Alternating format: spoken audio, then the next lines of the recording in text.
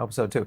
All right, listen up. We've got some big news here today, and that is talking about Coinbase and their warning sign shot over the bow about Tether. We'll break all this down for you guys, give you some detail on where stablecoins might be going, but there's a lot of coverage here that I think is going to pay attention to this. So my name is Paul Barron. Welcome back into TechPath. Let's get into a couple ways. I want to thank our partner and sponsor. And one thing when you guys are looking at year end, you have to think about taxes. You got to get ready for it. You start thinking about strategy. Sometimes it's some tax loss harvesting. By the way, check out our video we just did. If you're in the Diamond Circle, you're going to get membership to a tax strategy video for next year, for 2023. It's available now, so check our links. But when you're thinking about taxes, you've got to look at possibly crypto IRAs. And the only place to go for crypto IRAs is over to iTrust Capital. Check them out. It's a pretty easy thing. They do, full control trading. You guys have all that. It's very easy to do. Jump into them. They have a ton of activity on their platform as well.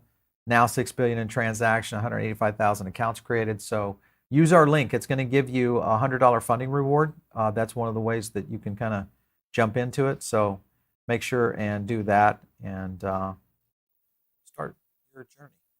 Let's get into this whole idea around stablecoins. Stablecoins and the issue of stablecoins, framing around who is in control of this, because there's a lot here that we'll kind of give you guys, and there is some very interesting perspectives that I'll show for you today.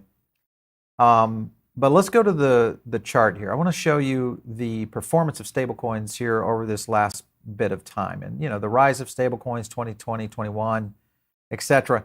You've got USDT right there in the red. So I'm going to look at this right here around March, and we're at 39 billion in stablecoins, and you can kind of see USDT continuing to fall down around 32 billion.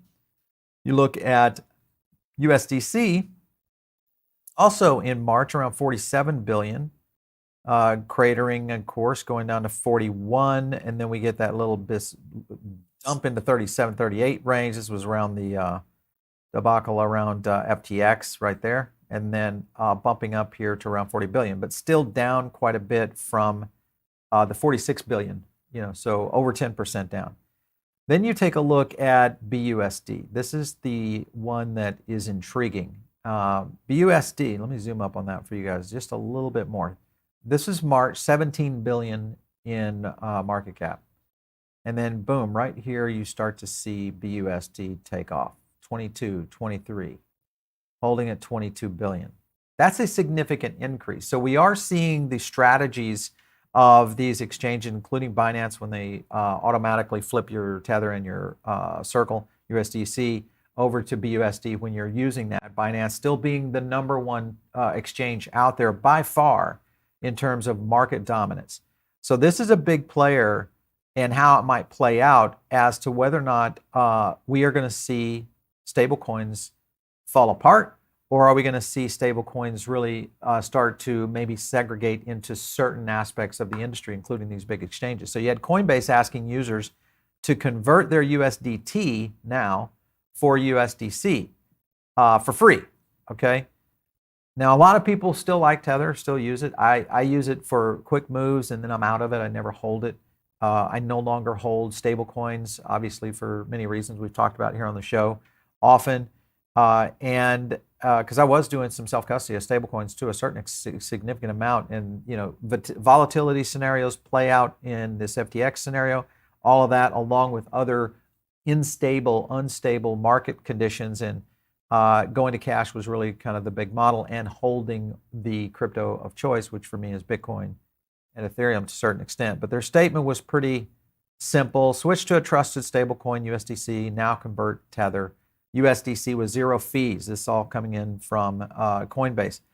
To me, this is a pretty big push, because it starts to position USDC and Coinbase possibly as the alignment here. And though that's great for Coinbase, I just I'm not privy to liking these kinds of partnerships and the potential of what this might breed in the future. There's also some other kind of tangled webs here that kind of connect the dots. So how this all plays, I guess the first recommendation, at least from me, again, not financial advice, is that you shouldn't be holding stablecoins for any reason right now. They're not paying yield, they're at risk, and there's too much volatility within the market around stablecoins. You should be in dollars, or you should be in another asset that you prefer long term, and that can be crypto assets, etc. I want to get into a couple of statements here. This is on the Tether CTO, and he was interviewed by Mr. Andrew Sorkin. Interesting.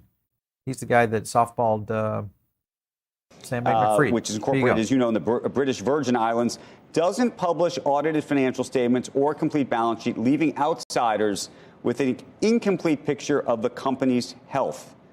And there's a gentleman, Peter Crane. Peter is the president of Crane Data. He says, I've been skeptical and in disbelief that they, that is you, can get away with the lack of disclosure and with limited transparency. If you do have reserves, why don't you show them? And so I'll ask you the question, why don't you? Well, what I can say is in the last 8 years of Tether's operating history, they've always redeemed every token for exactly $1. I sold the company in the end of 2015, and the principals have continued to operate that with, in my opinion, to the absolute best of their ability and with the best risk mitigation tactics in the industry. It has withstood the test of time. So why do you think that then the questions persist as they do about what's really going on and what really is backing these stablecoins?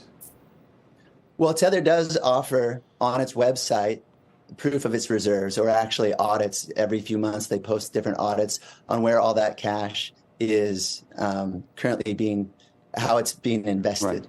Right now, people still question it, and these questions are okay. And the industry as a whole is going to become more and more transparent due to these recent failures of FTX and BlockFi and these other companies. And so that is really good for the industry moving forward. So he didn't answer.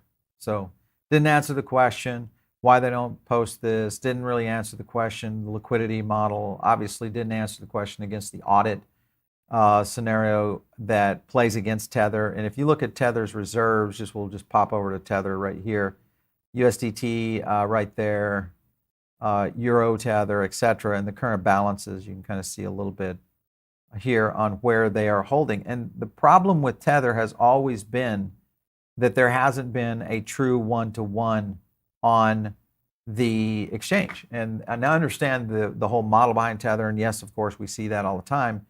USDC has been a little bit safer, but at the same time still volatile because of some of the transaction shenanigans that have been done by Binance and the exchanges, which have really started to kind of I think harm USDC as a whole. But all of this is really becoming somewhat of a war as to who and what what stablecoin is going to make it through this. And based on what we're seeing right now, it looks like we're about the third quarter. And BUSD seems to be winning where this is going to be going. So this is some interesting moves. I want to play a piece here. This is over off of Altcoin Daily, but it's Mark Yusko, a friend of the show. Listen to what Mark had to say about this. Let me zoom in on that. Fudster, I don't really believe there's no there. Do I believe they have 100 cents on the dollar? Probably not. I probably don't, actually. So, is that the fact that they're in the Bahamas along with Sam makes me nervous, honestly. The fact that they met the day after, it all came out makes me nervous. They tracked the guy's tail number to the Bahamas where he met with Sam. So that bugs me. So if that were to, seize, that would be ugly. So those are the two earthquakes that I'm worried about. Earthquakes. That is not a truer statement. If we see the demise of a major stablecoin like a Tether, this would be the definitive event that could absolutely destroy a lot of the crypto markets, which again will get us back into these, these true crypto zombie land lows that many people have not ever seen. And the concern I have, obviously, is even with Bitcoin and what that might look like. Obviously, altcoins will be decimated. For most part, the gaming industry, I think, would be absolutely just torched outside of the BSC chain. and even though they will get so much pressure, of what we see in terms of survival rate of what that would look like in the gaming industry, I think again would be very, very small.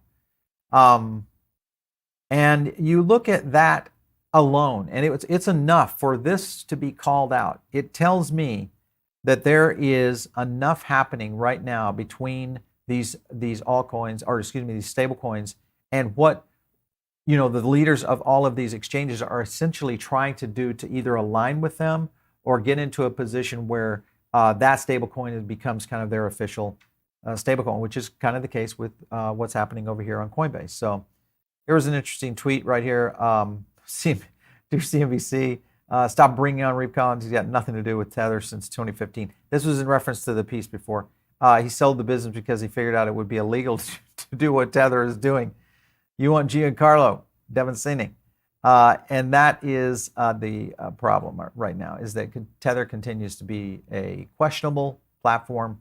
And maybe this is the cycle. I know many people have said, Paul, there's been Tether FUD forever. Maybe this is the cycle. Until it happens, we won't know. But if this is finally the critical components that need to occur in terms of trading volume and put enough pressure on Tether at any given time, watch for some potential fallout right here. So watch very closely. This is another factor that could play into the end of the year around where this may play on the overall markets, because this also could have some additional contagion effect into traditional securities and other markets just because of the amount of money that we're talking about. Here you've got Lorenzo coming in here, and he says basically customers have gotten their money out. The conical answer of crypto scheme until the Ponzi makes a run or is bust. And Tether likely doesn't even have the liquidity to pay off the renowned auditors anymore, since risk determines the price you would have to pay. So again, this gets back into the lack of audit, the lack of these kind of things playing out into the market. And now you have this continuous push from a major exchange now continuing to put more pressure on you, just like Binance did. So this gets very, very, very creepy right now. Next 2 weeks are going to play out a very interesting format in stablecoins. Listen to what Richard Hart had to say right here. Let me kind of zoom in on this for you. Here, stablecoins are funny. Hey, the dollar sucks. Okay. Banks suck. All right. Giving people your keys or your money sucks. Okay. Not having FDIC insurance sucks. All right. Not getting paid any yield or interest sucks. Yep. Having fractional reserve sucks. Okay. Okay, I want that coin. That's what I want. I want every single possible layer of suck. Give me that. And then it's the highest volume in crypto. All right. So, I mean, that's called the banking system, Richard. I mean, that's a scenario that's played into the market for the last 5 decades, and we'll continue to see that being the case, because it is that perceived value proposition that all of these kinds of things, and I don't agree often with Richard Hart, but I agree with him on that. And that is that all those layers of potential problems in each one of these, everybody has recognized it for so long, but it is the facade, including fiat. Fiat is a facade in how we interchange, but yet the faith of the U.S. government is back behind that, planes, tanks, and bombs.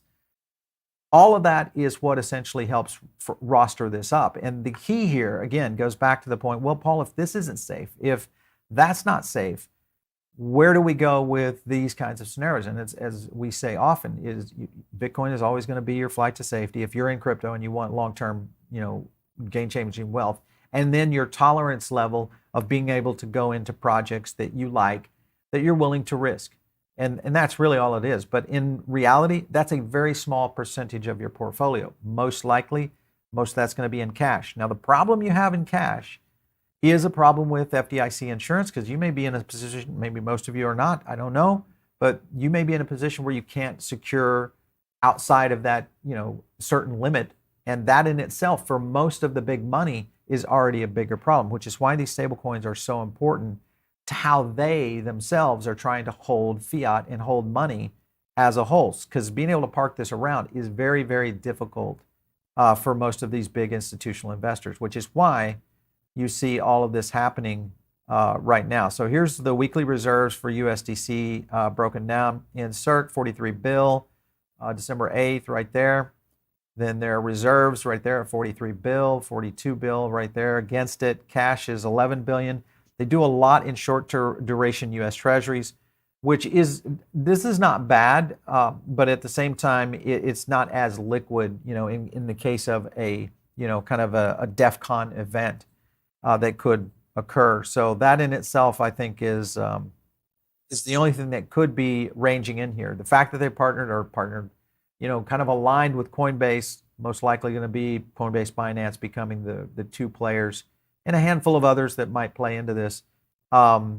I was listening to Jesse just the Kraken CEO, talking about this. The other thing that plays into this is this little statement right here. This is very troubling. So you've got USD stablecoin could have access to Fed reverse repo facility. And how this would play out, let me kind of paint this out for you. So this year, they've kind of shifted towards stablecoins with more liquid assets and more transparent reporting. This is going to be things like USDC. Largest stablecoins have increased their treasury holdings, and that's where you just saw from USDC. USDC, the second largest stablecoin, recently announced its plan to shift 80% of its holdings into a separate managed BlackRock government-only or gov-only money market fund. This gets back into those treasury holdings. Then you got BlackRock, who plans to apply for access to the Fed's reverse repo program. This would give USDC indirect access to a central bank liability and make it closer as a substitute for insured bank deposits and CBDC. This, to me, is a huge, huge play. If this comes to be and we see this start to resolve, this will get interesting because there will be factors that play into not only Circle and what USDC is doing, but how this plays out overall. What they said here at the end is important. USDC is not regulated as a bank, nor is it subject to the same tax, large transactions, or customer reporting requirements. So this gets back into where BlackRock is going to continue to become the behemoth that they are in controlling the financial space. They already have done this for quite some time. Pay attention to what is happening with BlackRock. This is going to get very, very interesting. A lot of people making money moves right now in these markets when things are as depressed as they are. This is when they're buying. They can move things around. We're starting to see some of these angles starting to play into this. And a lot of this is still all pre-securities crash, which I think is coming in January and February. Here was Gerbach saying, Coinbase's marketing strategy is working.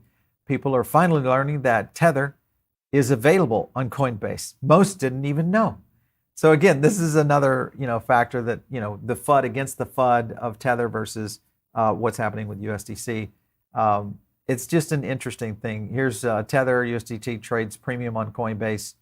Flight to safety doing okay. That's just talking about their volume scenario. Then you had this coming in from Duo9. USDC repeated failures at adoption. Being delisted on Binance, we know why.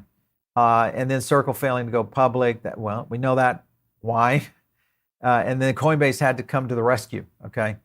I think this is not necessarily a rescue. I think there's some strategic moves being played right now at the highest offices in the land of this type of finance architecture.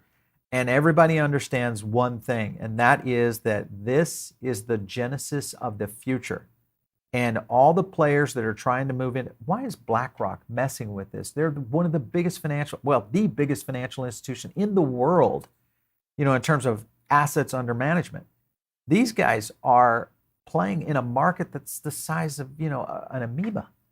That's why it draws attention. The fact that we start to bring in stablecoins into this starts to create these new aspects of how they could potentially manipulate the markets even further. This is where it gets very much more concerning. Here was right here. This is Eleanor Terra. She's I think she's Fox, right? Still, yeah, Fox Business still. Breaking Coinbase CEO talking about Brian Armstrong saying, revenue will likely be cut in half due to FTX official collapse and declining prices. This is another problem right now with Coinbase. Is that, guys, we're seeing, I reported on this the other day, that we were like 8% sentiment, lowest in the history of crypto. And when you see that low of sentiment interest, that much demand and push down on the markets, you're seeing less and less people in the market, which is why you have to smash like on this right now. The only way that people are going to find this is when they're crypto curious. They're going to start to understand, and then they come into something and they understand, okay, this is complicated. But in reality, they just need to buy into the basic assets, which are Bitcoin, Ethereum, Matic, etc. But you've got some problems now with Coinbase. So again, like I said, I think there's some shenanigans, not necessarily with Coinbase, but it's the strategic things that are being done in Wall Street all the time. This is now making its way into the future of where stablecoins are going to go. I had one clip. Or else, because there's play. Yeah. Oh yeah. Here we go. This is Kevin O'Leary. This guy, he's kind of been exposed a couple of times here. This is his most recent one. so much concern out there about all stable coins, but I'm looking at ones that maybe couldn't survive an audit, and perhaps if say it, Kevin. Are you talking about no, Tether? it's not right, because I don't know with certainty, but I'm pointing something out. It's not bad if this happens. It's a good thing. That's all I'm trying to say, because it educates the market, gets institutions more interested. Pricing's down so much, there's tremendous institutional interest, but no buying yet. And So what you saw there with Kevin is he still thinks this was a little bit ago, but his whole theory is that a black swan event could occur in a stablecoin debacle. He's kind of pointing to Tether, yet at the same time, we're seeing the pressures on USDC with the Binance issue. These are the kind of things that could occur. And right now, you got to be watching Circle very closely, Tether very closely, and Coinbase. These all are starting to kind of combine together to try to either, one, salvage their businesses, or try to hang on until this next run, and or partner with the right kind of people, BlackRock, that where this can play out for them in a positive way. Don't forget, remember, Kevin O'Leary, 15 million payday from Mr. FTX. Just as a point, just so you kind of know where that's coming from. He's an interesting character. I don't know if he's looking that great here. Then you had it right here. Obviously, Bitcoin, everybody's saying, yeah, hey, we fixed it. Bitcoin is better than Coinbase. That's kind of the result of the day for sure for you guys. Now, if you guys are looking at, I don't know if you caught our last video, make sure and check, if you didn't, go back and check on it. We just did a Bitcoin and Ethereum update with live sentiment. So we pulled that in there for you. We're going to take some questions. I know we have a poll coming in. Let's take a look at what that one says. Who wins the altcoin stable war? Ooh, looky here. Coinbase Circle comes in at 47%. Binance, BUSD. They all fail. 15. Looks like Circle and Coinbase might be in good cahoots here. And then you got BlackRock supporting them, and boom, there you go. Maybe that is the angle in which this helps us move through the market. Let's take a few questions. Fed now is on its way. Yep, Mike, I think you're right. There are situations afoot, and I think Circle may be the next news you start to hear, is their involvement in a CBDC. Going BUSD, yeah, I know. Come on, CD. BlackRock will save crypto and Coinbase. Great to be living in the U.S. Paul, I have a few $100s on ETH on an exchange, and I was thinking of turning it into Bitcoin. What would you do? Thanks. I hold both wallets. Well, first of all, it's on an exchange, so that's the first thing you do is get it off. Get it onto a software wallet.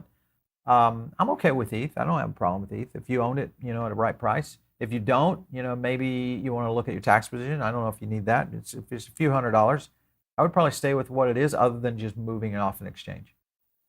Yeah, there, Kurt, you lost a lot of respect for Kevin. I think a lot of people have kind of lost a little bit of respect for O'Leary. But remember this, guys. He runs in the circles of billionaires. This guy is not going to get hurt. And they kind of wash and rinse their own. You don't have to worry about that. He's going to come out smelling like a rose somewhere. Hugh comes in. All cryptocurrencies might coexist with the stable coins, most likely, and there will be several, in my opinion. I don't know. I think there will be a lot of CBDCs, but I think stables will get very narrow again. Price going of 3K again. Rich, if that happens, we are talking about an insane event. Coinbase, BlackRock, shots fired, for sure. Okay, we're talking USDT ERC20. and TRC, or both. Probably the ERC, so Ethereum. Tether has never been stress tested yet. Well, they're going to get stress tested, I think, now. We're going to see some. If Tether collapses, wouldn't that cause a cascading to all others, mass withdrawals? I think, yes, this will. And this goes back to when I say mass withdrawals. This could be a huge event for Coinbase. Binance would probably live through this. I mean, they're sitting on, what was it, 29 billion in BUSD. They could live through that. Now, obviously, USDC alignment with Coinbase. Coinbase could live through that. Tether is the one. And I think a lot of exchanges in the lower tiers could really suffer on where this is going. Very weird timing. Coinbase incentivizes trade. Yes. Yes. After Circle nixes their SPAC. Again, like I said, there are things happening in the back rooms right now with these companies in alignment with Wall Street that is playing into how do we structure and play this particular down market. This is definitely what the backstories of Wall Street is all about. No one wins stablecoin war. Fiat itself is not stable. Yes, it is not stable, but it's going to be stable for at least the near term during this kind of instability scenario that we're dealing with. For sure, a year ago, this would have scared me, and seeing most of my crypto was on Coinbase, but now I have $8 on there. I love it. The fact that you have $8 on Coinbase, that means you've got a lot elsewhere, I hope, and it's being self-custodied. That's the key. Yeah, we're going to bring back John Deaton. We're going to try to get him back on, talk more, maybe like a year-end wrap-up on XRP. We'll probably do that before the end of the year. Also, let me ask you guys something. Do you think we should bring on Richard Hart? Everybody's been asking about this. He always has interesting points. I'm not a lover of Hex at all. I think it's a Ponzi. But at the same time, he's a very smart individual when it comes to crypto and the metrics and the mechanics behind what runs blockchain and why it works in certain aspects and doesn't in others. Love to get your feedback. Do you think we should get him on the show? Let me know. Smash the like button if you think yes for Richard Hart. If you don't, then don't do anything. If you do, put some comments down below and we'll get all that in. All right, so you guys stay safe out there. We're going to have an interesting weekend. I think it'll be a little volatile. Don't get scared. Be ready for next week because the FOMC will be streaming that live. We've got a couple more things happening for you next week as well. Lots of new stuff coming here on the network, so stay tuned right there. Jump in the Diamond Circle. It's free, it's easy, and all you have to do is click the link below. If you guys want to reach me, it is out there on Twitter, @Paul Barron. We'll catch you next time right here on TechPath.